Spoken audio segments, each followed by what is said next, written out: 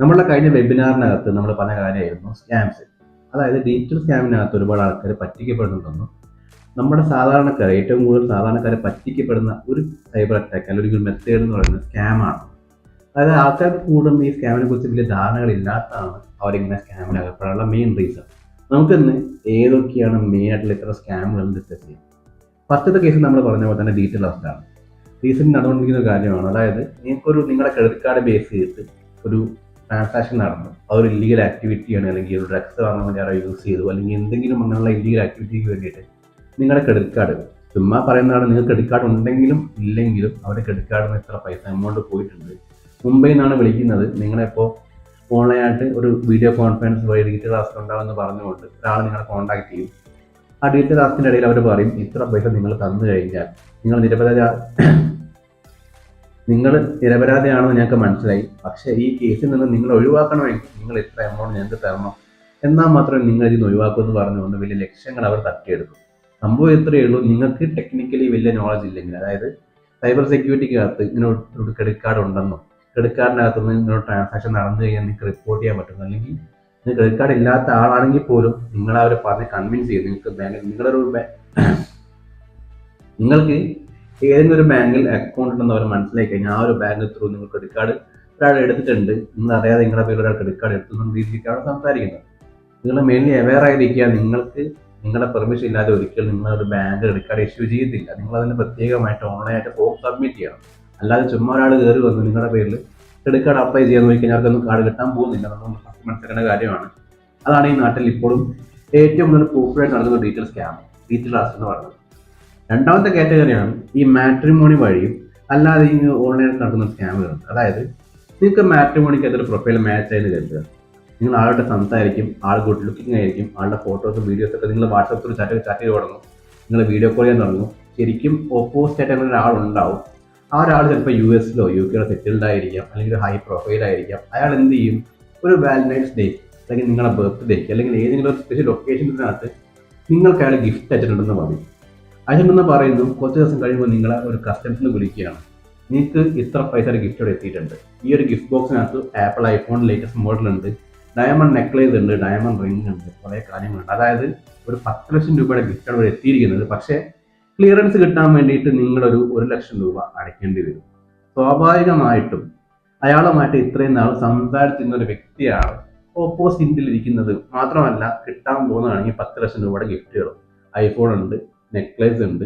ഇതൊക്കെ കേൾക്കുമ്പോൾ അവരതിൽ അലിഞ്ഞു പോയിട്ട് എന്ത് ചെയ്യും, 1 ലക്ഷം രൂപയല്ലേ, അത് പോയിക്കോട്ടെ, കിട്ടാൻ പോകുന്നത് 10 ലക്ഷം രൂപയുടെ മുതലാണ്, ഡയമണ്ട് ഇത്രയും കാര്യങ്ങളുണ്ടല്ലോ, 1 ലക്ഷം രൂപ അയച്ചു കൊടുക്കും.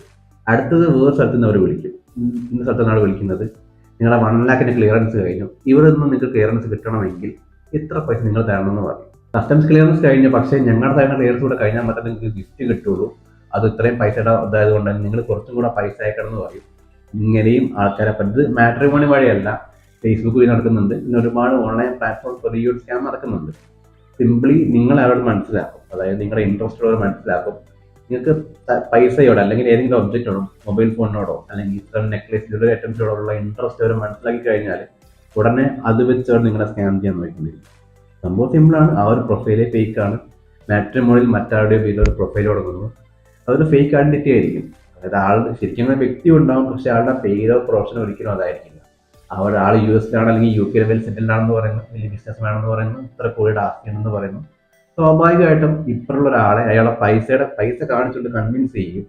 ഇത്ര വലിയൊരു തുകയുടെ ഗിഫ്റ്റുകൾ ഇയാൾക്ക് അയക്കാറുണ്ട് നമ്മളെ ബോധ്യപ്പെടുത്തുകയും ചെയ്യും. എന്നിട്ട് ആളിങ്ങനെ ഗിഫ്റ്റ് അയച്ചു എന്ന് പറയുന്നു. ഗിഫ്റ്റ് അയച്ചു എന്ന് പറഞ്ഞു കഴിഞ്ഞിട്ടോ, ഇത്രയും പൈസ ഗിഫ്റ്റ് നിങ്ങൾക്ക് കസ്റ്റംസിന്റെ ക്ലിയറൻസ് കിട്ടണമെങ്കിൽ ഇത്ര പൈസ നിങ്ങൾ അടയ്ക്കണം എന്ന് പറയുന്നു. കിട്ടാൻ പോകുന്ന ഗിഫ്റ്റിന്റെ മൂല്യം കണക്കാക്കിക്കൊണ്ട് നിങ്ങൾ സ്വാഭാവികമായിട്ടും ഈ ഒരു ചെറിയൊരു പൈസ നിങ്ങൾ കണ്ണടച്ചുകൊണ്ട് നിങ്ങൾ അവർക്ക് കൊടുക്കും. ആരും ഇതിന്റെ ലോജിക്കൽ സൈഡ് ആലോചിക്കില്ല, അന്വേഷിക്കാൻ നിൽക്കില്ല. സ്വാഭാവികമായിട്ട് എന്ത് സംഭവിക്കും, നിങ്ങളുടെ 1 ലക്ഷം രൂപ അവർ പറ്റിച്ചു, അതൊരു എക്സാമ്പിൾ. വീണ്ടും അവർ പറയുകയാണ് ഇത്രയും കൂടെ പൈസ തന്നാൽ മറ്റേ ഗിഫ്റ്റ് കിട്ടുള്ളൂ എന്ന് പറയും. പിന്നെ അവർ നിങ്ങളെ പറ്റിക്കുന്നു. ഇതൊക്കെ കഴിഞ്ഞിട്ട് നിങ്ങൾ ഇൻ കേസ് നിങ്ങൾ പൈസ കൊടുത്തില്ല എന്ന് വിചാരിക്കാം, നിങ്ങളെ ഈ ഗിഫ്റ്റ് അയച്ച വ്യക്തി നിങ്ങളെ കോൺടാക്ട് ചെയ്യും. എന്നിട്ട് പറയും ഞാൻ അയച്ച ഗിഫ്റ്റ് ബ്ലോക്ക് ആയിട്ട് എന്നെ വിളിച്ചിട്ടുണ്ട്, നീ എന്താ പൈസ അയക്കാതെന്ന് വെച്ചു. അത് ഞാൻ നിനക്ക് ഇത്രയും വിലപിടിപ്പുള്ള ഗിഫ്റ്റുകൾ അയച്ചിട്ട് അതിന് 1 ലക്ഷം രൂപ കൊടുത്ത് വാങ്ങാൻ നിനക്ക് മനസ്സില്ലേ എന്ന് ചോദിച്ചുകൊണ്ട് മറ്റേ ആൾ വരെ നിങ്ങളെ കോൺടാക്ട് ചെയ്യുന്നത് സംഭവിച്ചിട്ടുണ്ട്.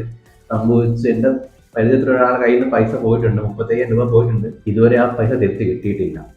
ആലോചിക്കുക, നിങ്ങളുടെ വീക്ക്നെസ്, നിങ്ങളുടെ വീക്ക് പോയിന്റ് എന്താണെന്ന് അവർ മനസ്സിലാക്കുന്നു. അത് വെച്ച് അവർ നിങ്ങളെ പറ്റിക്കാൻ ശ്രമിക്കുന്നു.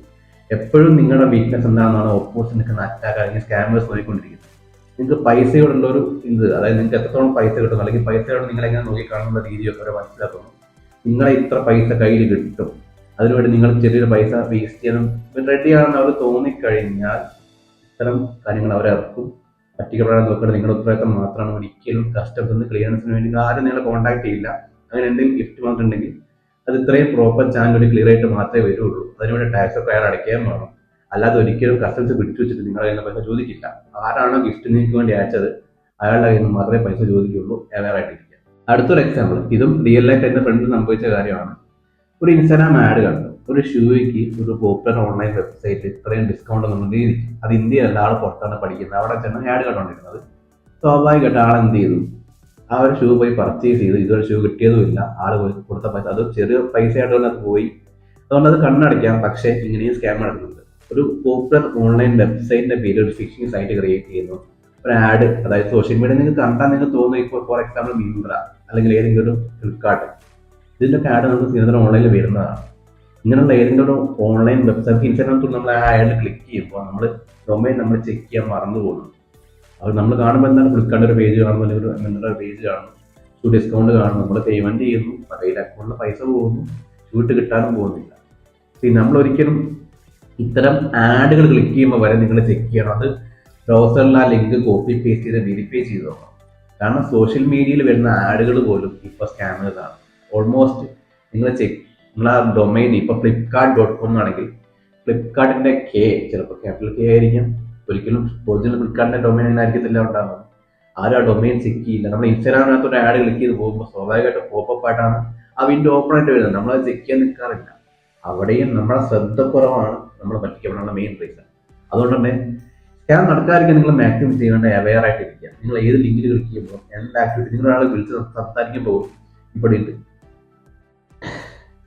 ഡീറ്റെയിൽ ആസ്റ്റ് ആയിക്കോട്ടെ, ഇത്തരം കസ്റ്റംസിന്റെ കേസ് ആയിക്കോട്ടെ, എന്താണെങ്കിൽ പോലും നിങ്ങൾക്ക് ആദ്യം ഇങ്ങനെ ഒരു കോൾ വന്നു കഴിഞ്ഞാൽ നിങ്ങൾ ബാക്കിയുള്ളവരോട് സംസാരിച്ചത് ക്ലിയർ ചെയ്യണം. കാരണം ഇങ്ങനെ ഒരിക്കലും സംഭവിക്കില്ല എന്നുള്ളത് നിങ്ങൾ കോമൺ സെൻസിൽ ആലോചിച്ച് നിങ്ങളെ ആ ഒരു റൂട്ട് ക്ലിയർ ആക്കുക. കാരണം ഇത്ര വലിയൊരു പൈസയുടെ ഗിഫ്റ്റ് കിട്ടുമെന്ന് തോന്നിക്കഴിഞ്ഞാൽ സ്വാഭാവികമായിട്ടും ആൾക്കാർ അതിന് മയങ്ങി വീഴും.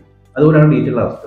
നിങ്ങൾ ഇത്ര ഒരു തട്ടിപ്പിൽ പെട്ടു, നിങ്ങളെ പരസ്യം ചെയ്യുന്ന ആൾ വരുന്ന കേൾക്കുമ്പോൾ നിങ്ങൾ കോമൺ സെൻസിൽ ആലോചിക്കുന്നത് നിങ്ങൾ ട്രാപ്പായി എന്ന് വിചാരിക്കും. അതാണ് അവർ നൽകാൻ ശ്രമിക്കുന്നത്. ഒന്നുകിൽ ഭീഷണി അല്ലെങ്കിൽ പ്രലോഭനം. ഇതാണ് സ്കാമേഴ്സിന്റെ കോമൺ യൂസിംഗ് ടെക്നിക്കുകൾ. നിങ്ങൾ എത്ര വിദ്യാഭ്യാസമുള്ള ആളാണെങ്കിലും നിങ്ങൾക്ക് എന്തൊക്കെ കഴിവുകളുണ്ടെന്ന് പറഞ്ഞാലും നമ്മുടെ കോമൺ സെൻസ് വർക്ക് ചെയ്ത ചില മൊമെന്റുകളുണ്ട്. ഫോർ എക്സാമ്പിൾ, ഒരു ഡോക്ടർക്ക് സംഭവിച്ചൊരു കേസ് പറയാം. ആളുടെ അക്കൗണ്ടിൽ പൈസ പോയി എങ്ങനെയാണ് വെച്ച് കഴിഞ്ഞാൽ ആളൊരു സർജറിക്ക്, ഒരു അത്രയും ഹൈ പ്രയോറിറ്റി കേസിൽ ഒരു ഭയങ്കര സർജറി കയറാൻ ഇരിക്കുന്ന തൊട്ടൊരു 5 മിനിറ്റ് മുന്നെയാണ് ഒരാൾ വിളിച്ചു പറയുന്നത്, നിങ്ങളുടെ ബാങ്ക് അക്കൗണ്ട് ഇപ്പോൾ ബ്ലോക്ക് ആവും, അല്ലെങ്കിൽ നിങ്ങൾ കാർഡ് ഇപ്പോൾ ബ്ലോക്ക് ആണെന്ന് വിളിച്ച് പറയുന്നു. OTP വന്നാൽ പറയുന്നു. സ്വാഭാവികമായിട്ടും അയാൾ ഒരു തിരക്കിലാണ്. അയാളുടെ മേജർ സർജറി അറ്റൻഡ് ചെയ്യാൻ പോയിക്കൊണ്ടിരിക്കുന്ന മൊമെന്റുമാണ്. ആ ഒരു മൊമെന്റിൽ സ്വാഭാവികമായിട്ട് അയാളുടെ ടെൻഷനും പ്രഷറുകളും അയാളുടെ മൈൻഡിൽ ഉണ്ടാകുന്ന കാര്യങ്ങളൊക്കെ സർജറിയെ ബേസ് ചെയ്തായിരിക്കും. ആ ഒരു മൊമെന്റിൽ ഇങ്ങനൊരു കോൾ വരുമ്പോൾ സ്വാഭാവികമായിട്ടും, അല്ലെങ്കിൽ അത്രയും പ്രഷറിലും സിറ്റുവേഷൻ ഇരിക്കുന്ന ഒരാൾ കോമൺ സെൻസിൽ ആലോചിക്കാതെ OTP പറഞ്ഞു കൊടുത്തു കഴിഞ്ഞാൽ എന്ത് സംഭവിക്കും? ആളുടെ അക്കൗണ്ടിലെ പൈസ പോകും. സ്കാമേഴ്സ് എപ്പോഴും നിങ്ങളെ മോണിറ്റർ ചെയ്യുന്നുണ്ട്. നിങ്ങളുടെ ആക്ടിവിറ്റി എന്തൊക്കെയാണ്, നിങ്ങൾ എന്ത് ചെയ്യുന്നു, ഏതൊക്കെ മൊമെന്റിൽ നിങ്ങളെ വിളിച്ചു കഴിഞ്ഞാൽ അവർക്ക് പൈസ അടിച്ചെടുത്തുകൊണ്ട് പോകാം. നിങ്ങൾ ടെൻഷൻ ആയിരിക്കുമ്പോൾ, നിങ്ങൾ പ്രഷറിലിരിക്കുമ്പോൾ, നിങ്ങൾ പേടിച്ചിരിക്കുമ്പോൾ, അല്ലെങ്കിൽ ഇത്തരം പ്രലോഭനങ്ങളിൽ ഇരിക്കുമ്പോൾ അവർ നിങ്ങളെ കോണ്ടാക്ട് ചെയ്ത് ഇത്തരം ടെക്നിക്കുകൾ ഇറക്കുമ്പോൾ നിങ്ങളെ പറ്റിക്കാനുള്ള ചാൻസ് കൂടുതലാണ്. നിങ്ങൾ ആദ്യമേ ആലോചിക്കേണ്ടത്, നിങ്ങളായിട്ടൊരു വാതിൽ തുറന്നു കൊടുക്കാതെ ആർക്കും നിങ്ങളെ പറ്റിച്ചുകൊണ്ട് പോകാൻ സാധിക്കില്ല.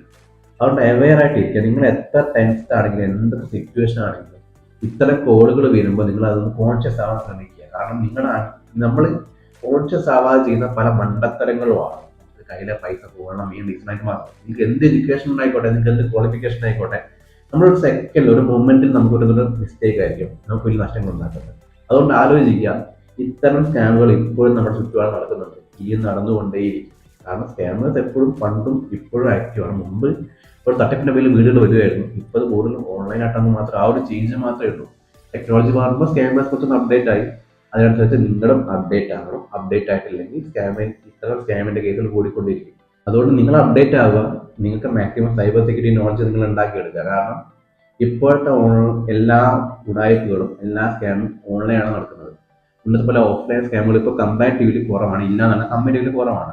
കാരണം ആൾക്കാർ അത്രയും ടെക്നോളജി ആയിട്ട് മൊബൈൽ ഫോണായിട്ട് ഇന്ററാക്ട് ചെയ്യുന്നതുകൊണ്ട് തന്നെ കൂടുതൽ സ്കാം ഓൺലൈനാണ്. അതുകൊണ്ട് ശ്രദ്ധിക്കുക, ഇനിയും ഇത്തരം സ്കാമുകളിൽ പോയി പെടാതെ നിങ്ങളുടെ കോൺഷ്യസ് മൈൻഡ് ഉപയോഗിച്ചുകൊണ്ട് കോമൺ സെൻസ് കൊണ്ട് ആലോചിക്കുക, ഇയാൾ ഈ പറഞ്ഞ ശരിയായിരിക്കുമോ തെറ്റായിരിക്കും എന്നുള്ള കാര്യം.